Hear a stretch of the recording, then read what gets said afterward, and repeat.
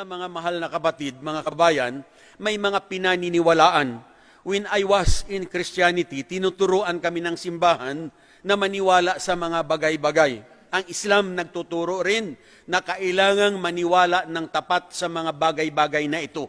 Unang-una, kailangang maniwala ka at sumamba lamang sa nag-iisang Panginoong Diyos na lumikha sa ating lahat. Ang tinutukoy nating Panginoong Diyos, walang iba kundi ang Allah. So sa mga hindi pa Muslim, kapag naririnig ninyo ang Allah, huwag nating isipin na siya ay Diyos lamang ng mga Muslim. Dahil ang katotohanan, ang Allah, wala siyang kaibahan sa sinasabing Panginoong Diyos na tagapaglikha o ang tinatawag na God Almighty Creator. Siya rin yan. Siya ang lumikha sa ating lahat. Siya ang lumikha ng lahat ng bagay, nakikita at hindi nakikita. Siya ang nagbigay buhay sa ating lahat.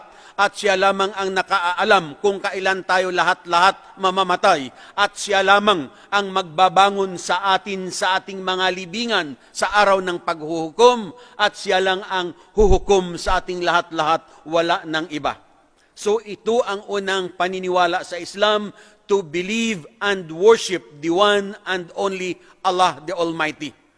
Ang pangalawa na paniniwala sa Islam, mga kapatid, ang maniwala sa lahat ng mga anghel. Likewise, ang Christianity nagtuturo at naniniwala rin sa anghel.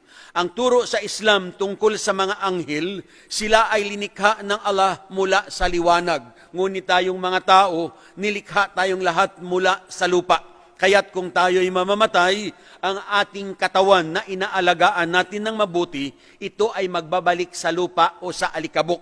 At ang turo pa sa Islam na tayong lahat, sa ating pang-araw-araw na pamumuhay, may anghel na nagbabantay sa atin.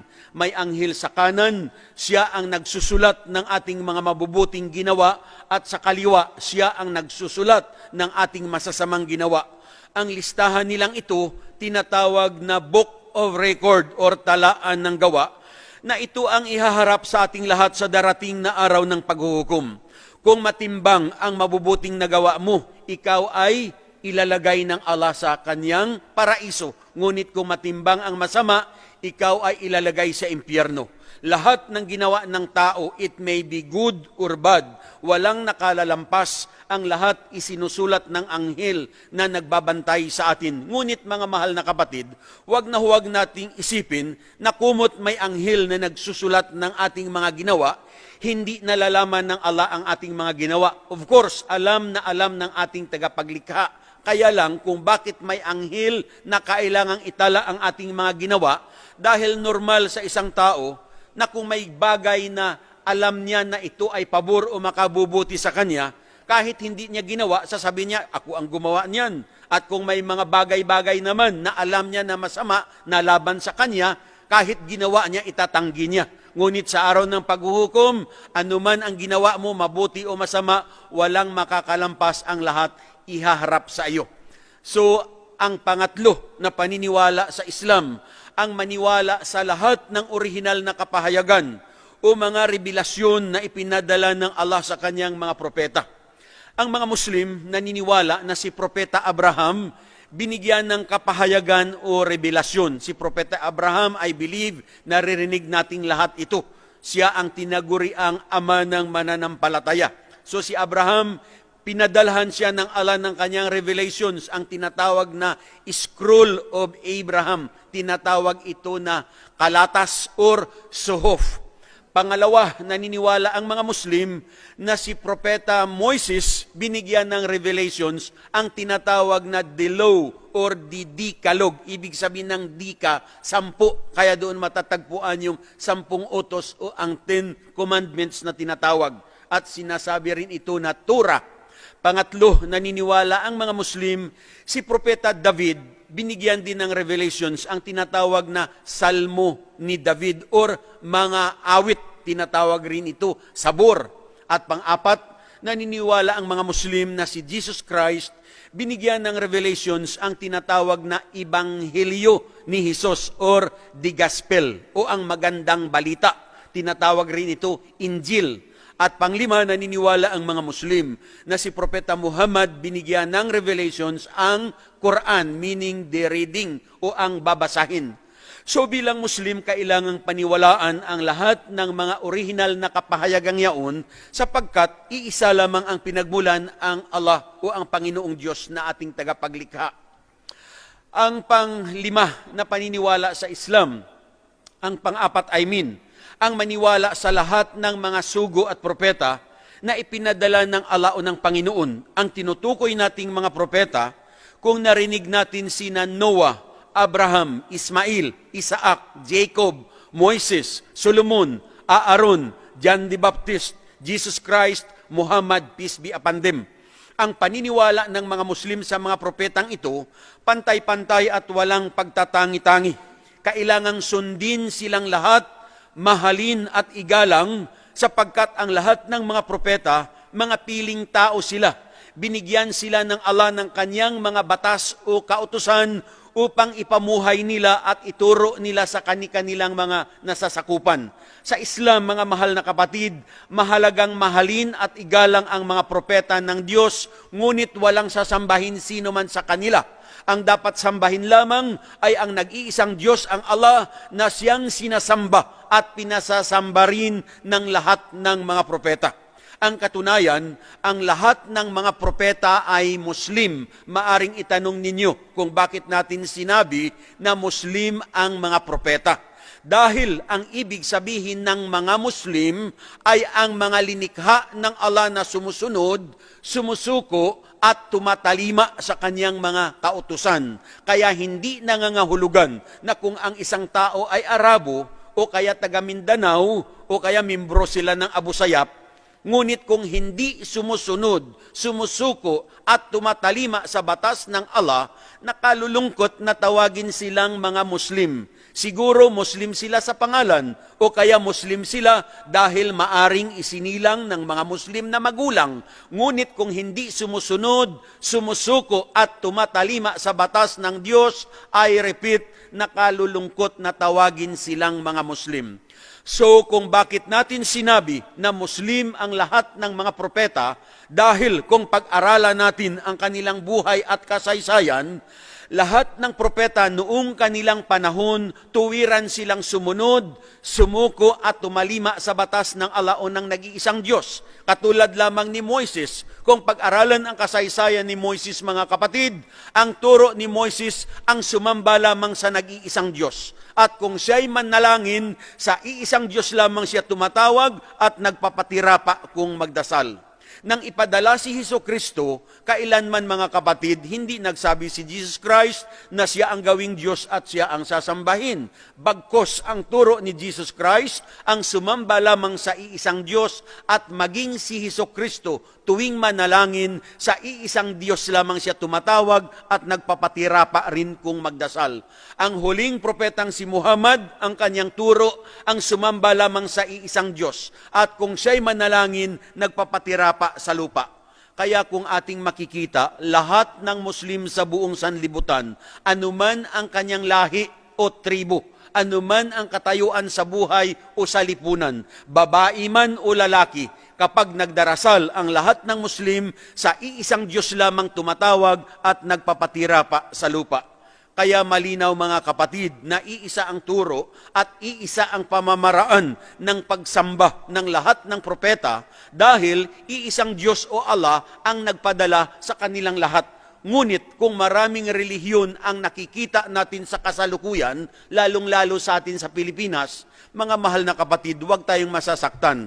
Ang unang dahilan kung bakit mabilis ang pagdami ng iba't ibang sikta ng relihiyon dahil ginagawa ng ibang negosyo o hanap buhay ang relihiyon na hindi ito matatagpuan sa Islam kailanman.